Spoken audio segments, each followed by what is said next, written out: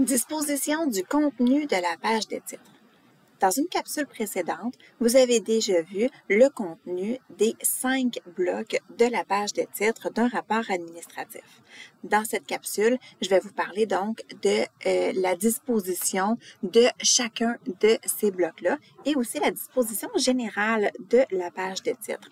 Alors, premièrement, ce qui est important de savoir au niveau de la mise en page générale, c'est qu'on doit avoir des marges à 2,5 cm. Si votre rapport en est un qui est relié, donc il va y avoir une reliure à la gauche, mais à ce moment-là, la marge de gauche sera à 4 cm pour laisser de la place donc à la reliure, mais dans mon cas, j'en ai pas, alors je laisse ça à 2,5 cm. Ensuite, ce qui est important d'avoir, c'est d'avoir un alignement vertical justifié pour le texte de cette page-là, tout simplement. Ensuite, on va utiliser une police avec empattement. Moi, j'ai sélectionné la police Times New Roman. Je vais mettre la taille en 16 points. Je vais aussi centrer mon texte horizontalement et je vais utiliser pour tout mon texte au complet un interligne simple, donc un interligne A1 où j'aurais pu sélectionner aussi comme ceci, interligne simple. Ensuite, pour chacun de mes blocs maintenant, ce qui est important de savoir, c'est que mon premier bloc, qui est le nom de mon entreprise, je vais vous faire un petit zoom juste comme ceci. Donc, pour mon bloc ici du nom de l'entreprise, eh bien, je vais avoir un espacement avant de 48 points. Et si je dois mettre un département ou un nom de service, bien, je vais faire un retour de ligne, tout simplement, pour le nom du département ou du service. Le deuxième bloc maintenant, qui est le titre du rapport, eh bien, la même chose. Donc, si j'ai un sous-titre, je vais aller insérer un saut de ligne tout simplement et je n'ai pas d'espacement avant ou après pour ce deuxième bloc. Le troisième bloc maintenant, qui est le destinataire. Alors, ça va toujours commencer par présenter à, suivi de 2 sauts de ligne.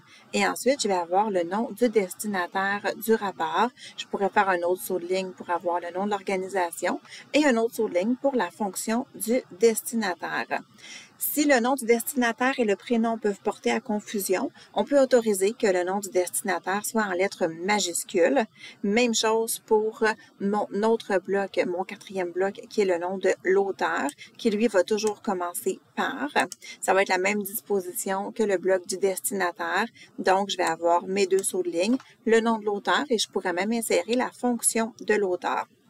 L'auteur, évidemment, c'est pas le nom de la personne qui va taper le texte, donc qui va le saisir, mais bien le nom de la personne qui a créé le document, donc le rapport en tant que tel.